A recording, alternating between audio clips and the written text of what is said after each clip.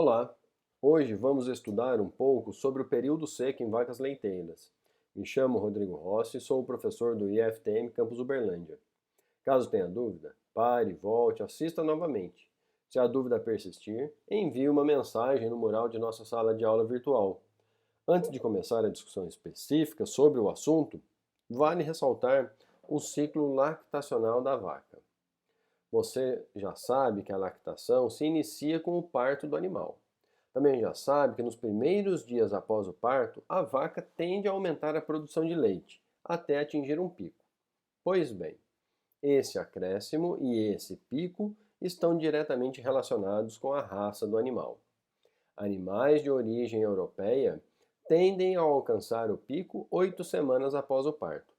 Por outro lado, animais zebuínos apresentam uma elevação na produção em até 15 dias, porém de forma bem mais discreta, fazendo com que muitos produtores nem notem a composição do pico nesses animais. Outro fator que também influencia a curva de lactação é a ordem de parto. Animais primíparos apresentam pico menor e mais lento que animais multíparos, independente da origem genética. Assim que termina a lactação, até o próximo parto, esse animal se encontrará no período seco. Então você já deduziu que este termo se refere à não produção de leite. O ciclo lactacional ilustrado está considerando um intervalo entre partos de 12 meses. Durante um período após o parto, o animal não deve ficar gestante. Este período é chamado de período de espera voluntário, período pelo qual o útero passa por uma involução e se prepara para uma nova gestação.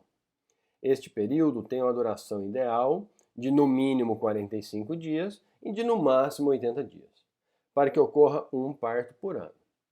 Na prática, é muito difícil disso acontecer. A vaca, restabelecendo o ciclo estral e ficando prenhe, nesta nova gestação, persistirá até o final da lactação e durante todo o período seco. O período seco é justamente estabelecido para iniciar em função da data provável de parto, ou seja, entre 45 e 60 dias antes do parto. A vaca deve ser seca, mesmo tendo boa produção de leite. Animais zebuínos normalmente já estavam secos há algum tempo, e essa regra não se aplica nesses casos.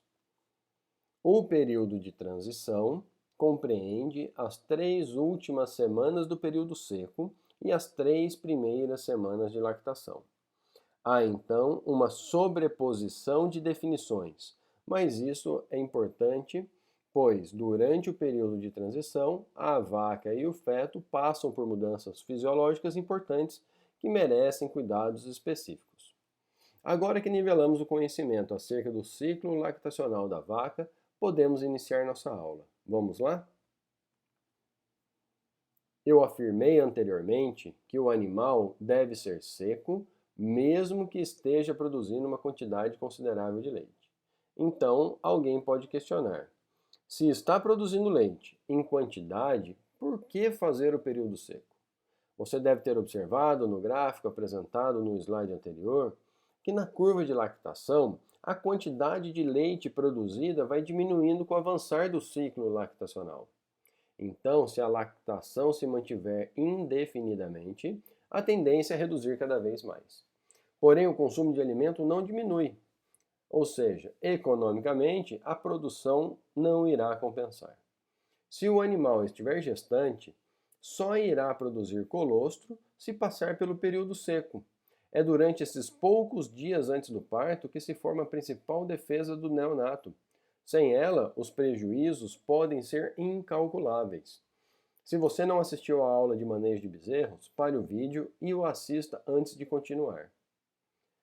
De acordo com Caputo e colaboradores, durante o período seco, não ocorre perda líquida de tecido mamário, mas uma maior reciclagem de células epiteliais mamárias, ou seja, o objetivo é substituir estas células danificadas e ou envelhecidas. Imagino que você já está incomodado e pensando que eu faço numerologia ou algo parecido para estabelecer a duração do período seco, mas não é nada disso. Diversos experimentos foram realizados e verificou-se que a melhor duração do período seco varia de 41 a 70 dias. Pensando no intervalo entre partos desejados de um ano, esse período se restringe entre 45 e 60 dias. Note que o período seco longo é tão desvantajoso quanto os curtos. Esta imagem representa o ciclo lactacional, enfatizando as 3 fases que compõem o período seco: secagem e involução ativa, involução completa e colostrogênese e parto. E a lactação? No nosso modelo teórico, a lactação dura em média 300 dias. Como já dissemos, animais zebuínos terão uma lactação de aproximadamente 280 dias, e animais taurinos poderão ter a lactação igual ou superior aos 300 dias.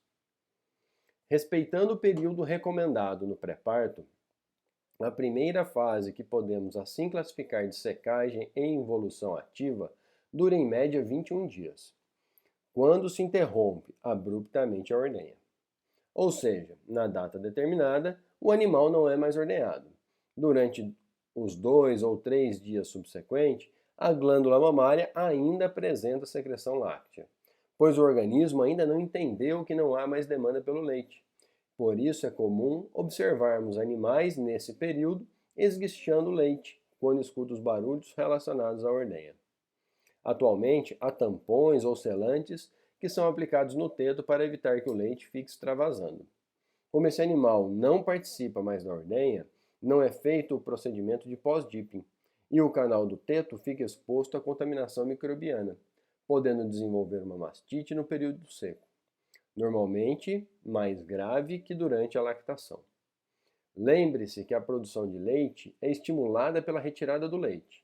Logo, o oposto também é verdadeiro. A não retirada do leite inibe a secreção de mais leite. As células mamárias tornam-se inúteis e ativam o processo de apoptose. Sem o estímulo da ordenha, ocorre a redução na produção de prolactina pelo hipotálamo e então se forma naturalmente um tampão de queratina na extremidade do teto. Este deve permanecer até o momento do parto. Por isso, não devemos ordenhar o animal no período seco, em nenhum teto e em nenhuma quantidade. Este tampão não se formará adequadamente a tempo novamente. Passada essa fase, inicia-se a involução completa. Esta fase dura entre 18 e 27 dias e caracteriza-se pela ausência na produção de leite e o início da recomposição das células que sofreram apoptose. Por último, e uma das mais importantes fases do período seco, pois já compõe um período de transição, a fase da colostrogênese e parto. Nesta fase, ocorre a maior parte do crescimento celular e produção de colostro. Discutiremos em mais detalhes daqui a pouco. Voltando um pouco no assunto, a secagem pode ser feita de 2 formas, abrupta ou intermitente. A secagem abrupta é como descrito antes, na data determinada, cessa-se a ordenha. Essa é a mais fácil e mais utilizada, porém é a mais estressante e menos indicada para propriedades preocupadas com o bem-estar animal. Mesmo que a produção leiteira não seja tão grande, o acúmulo de leite de uma hora para outra causa grande desconforto e até dor para os animais. Nem toda propriedade consegue abolir esta prática da noite para o dia e adotar a secagem intermitente. Essa pode ser adotada a seguinte estratégia. Se a propriedade realiza 2 ordenhas por dia, passa-se a ordenhar este animal apenas uma vez ao dia durante uma semana. Depois, a secagem abrupta. Se for 3 ordenhas, passa-se para 2 por uns dias e depois para 1 ordenha ao dia até parar. Não recomenda-se esse procedimento seja muito superior a uma semana e também faz a secagem abrupta ao final. Se a propriedade regularmente adota a secagem intermitente, mas por um descuido esqueceram de iniciar a secagem na data correta, A secagem deverá ser abrupta para respeitar um período mínimo de 60 dias pré-parto. Outro critério a ser considerado é a produção diária. Um animal que chega aos 60 dias pré-partos com uma produção acima de 15 kg por dia, necessariamente deve-se fazer a secagem intermitente. Por outro lado, se a produção for menor que 5 kg por dia, talvez o estresse e a dor não seja tão relevante.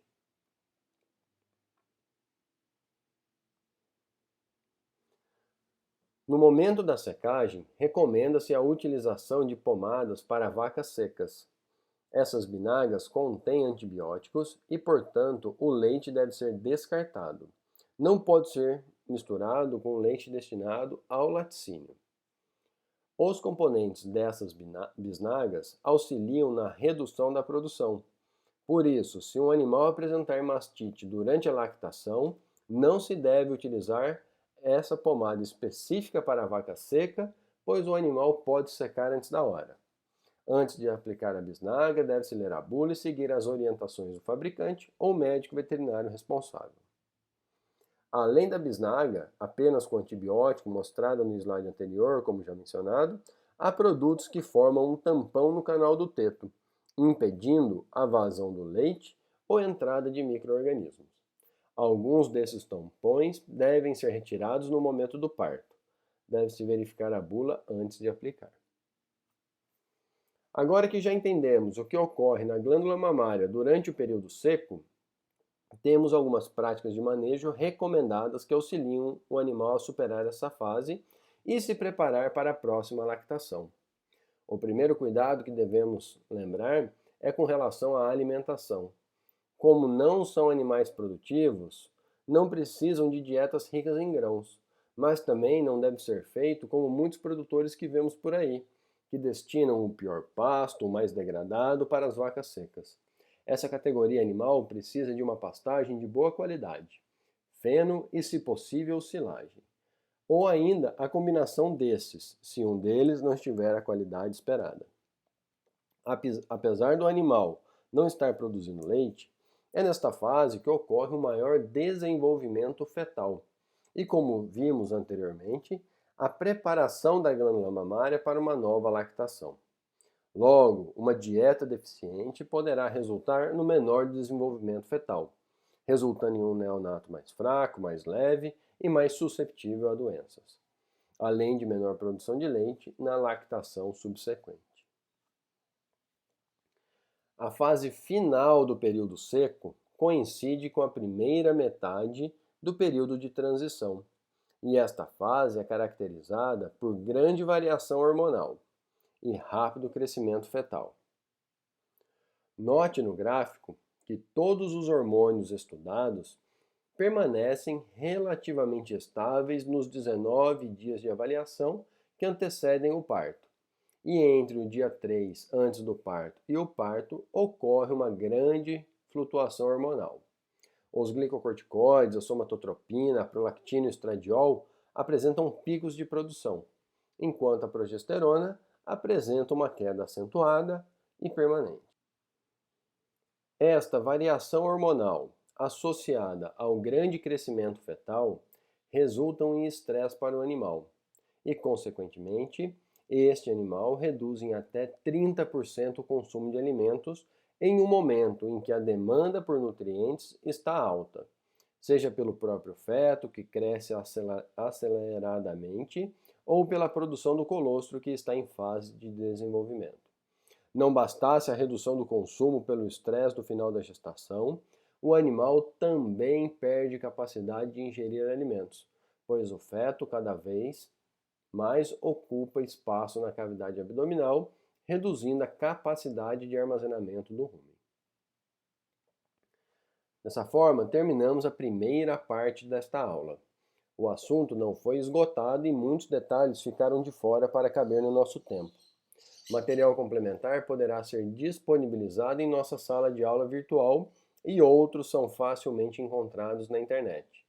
Antes de prosseguir para o próximo vídeo sobre o período de transição, pare, dê uma volta, confira as redes sociais e volte para revisar o conteúdo da aula que acabou de assistir. Tire suas dúvidas através do mural de nossa sala de aula virtual.